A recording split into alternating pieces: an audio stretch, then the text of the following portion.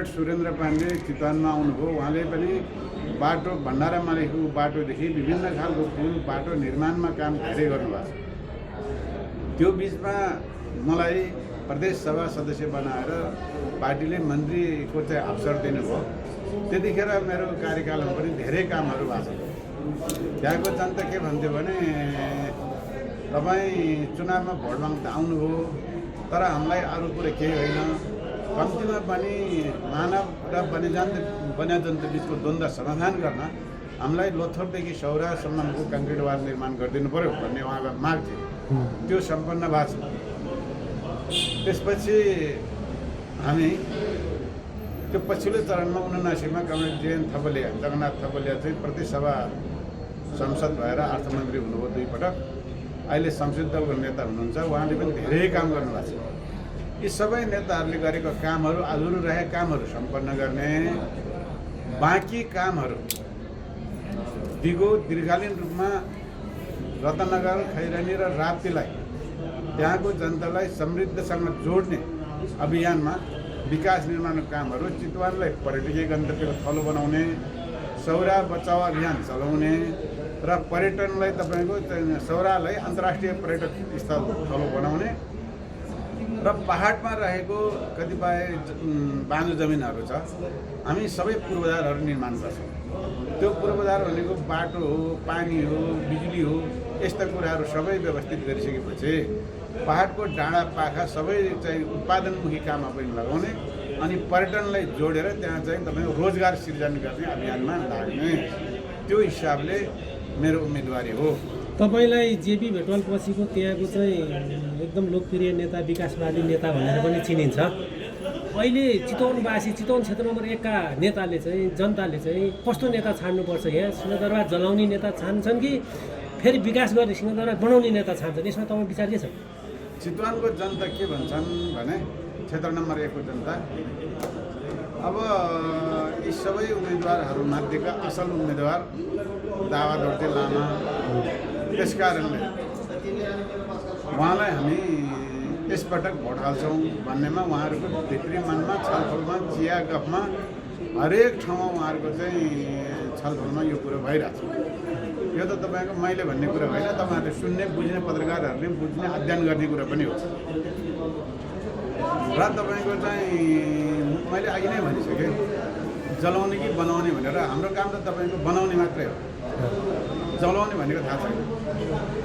त्यस कारणले अब आइन्दा यो मुलुक यसरी खरानी हुने गरी जलेर नजाओस् भन्ने हिसाबले काम गर्ने, त्यही खालको तपाईँको नीति निर्माण गर्ने थलो संसद भएको हुनाले संसदमा त्यो नीति निर्माण भइरहँदा, कानुन निर्माण भइरहँदा पनि पूर्वी चितवनको जनताको र तपाईँको चाहिँ त्यहाँबाट काठमाडौँ आएर बसोबास गरेका जनताहरू र सम्पर्क मञ्चमा रहेकोदेखि तपाईँको चाहिँ चितवनमा बसेका त्यहाँको चितवनवासीहरूसँग राय, सल्लाह, सुझाव लिएर किसानसँग पनि लिने, एउटा विपन्न वर्गसँग पनि लिने, उत्पीडित समुदायसँग पनि लिने सुझावहरू, त्यसपछि विज्ञहरूसँग पनि सुझाव लिएर अनि त्यस्तो खालको नीति निर्माण गर्ने।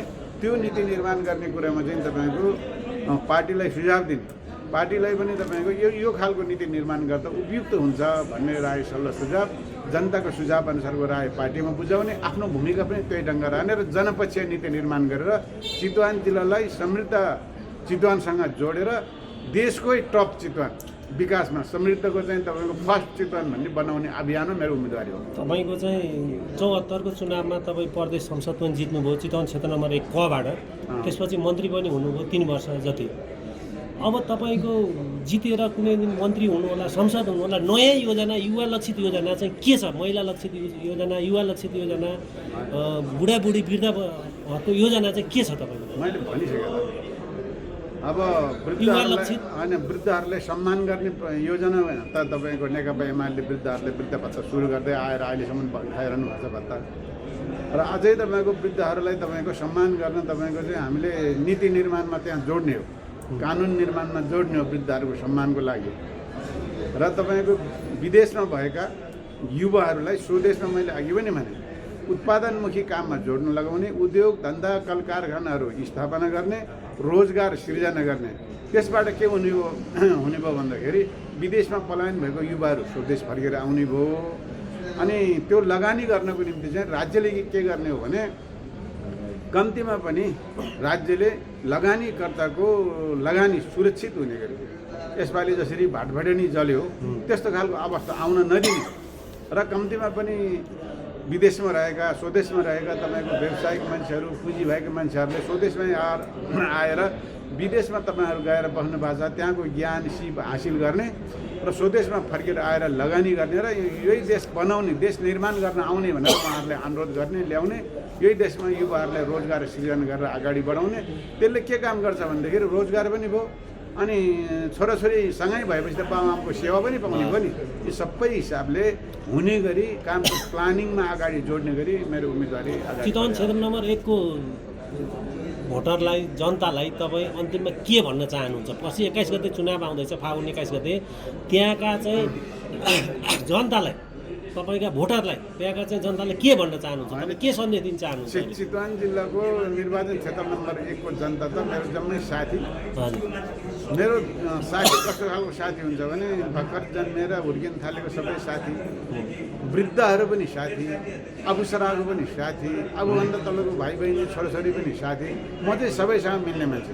त्यसो भएको हुनाले अब सबैजना आफन्तहरू मैले त जो मान्छे देख्छु चितवनमा सबै मेरै मान्छे, एकदम नजिकको साथी भनेर बुझ्छ क्या। त्यही कारण उहाँहरू सबैले समृद्ध नेपाल समृद्ध पूर्व चितवनमा जोड्न चुनाव चिन्ह सूर्यमा भोट हालेर मलाई सहयोग गर्नुहुन्छ र मलाई निर्वाचनमा निर्वाचित बनाउने अभियानमा उहाँहरूले जोड्नुहुन्छ। मलाई विश्वास छ। तपाईँ सबै चितवनवासीको नेता चाहिँ उम्मेदवार हो, एमालेको मात्रै होइन? होइन, यस्तो पहिला निर्वाचनमा निर्वाचित हुने गरी चाहिँ एमालेको उम्मेदवार हो, निर्वाचित भइसकेपछि चाहिँ साझा उम्मेदवार हो। निर्वाचित सांसद भयो, मन्त्री भइसकेपछि साझा काम हिजो पनि गरेको हो नि त। कोही निष्पक्ष कुनै पक्षपात नगर्ने। तपाईँले म मन्त्री हुने बेलामा कुनै खालको पक्षपात गरेको कहीँ पाउनुभयो? पाउनुहुन्न। सबैले त्यही भन्नुहुन्छ। चुनावमा सबै मान्छेले आफ्नो आफ्नो पार्टीको टिकट लिएर चुनाव लड्या छ। यो त लोकतन्त्रमा प्रतिस्पर्धाको चाहिँ प्रचलन हो नि त। प्रतिस्पर्धा गर्ने साथीहरूसँग पनि सहकारी नै गर्ने। मैले के भन्छु भने निर्वाचनमा मैले निर्वाचित भइसकेपछि यो अहिले प्रतिस्पर्धामा आउने साथीहरूसँग पनि बस्ने छलफल गर्ने, तपाईँहरूको प्लानिङ योजना नीति निर्माण गर्न, कानुन निर्माण गर्न, यहाँको समाजको विकास गर्न के आवश्यकता छ त्यो पनि राय सल्लाह सुझाव दिनुहोस् भनेर उहाँहरू। निर्वाचन पछि तपाईँ कुनै पार्टी भनेर कसैलाई भेदभाव गर्नुहुन्न? त्यो त तपाईँको सामाजिक व्यक्ति भइगयो नि, सार्वजनिक व्यक्ति हो, सामाजिक व्यक्ति हो, सबैको साझा मान्छे हुन्छ कि। त्यसो भए तपाईँ चितवन क्षेत्र नम्बर 1 मा तपाईँको जित पक्का छ? मलाई पूर्ण विश्वास छ। हस्, धन्यवाद। ल, तपाईँलाई धन्यवाद।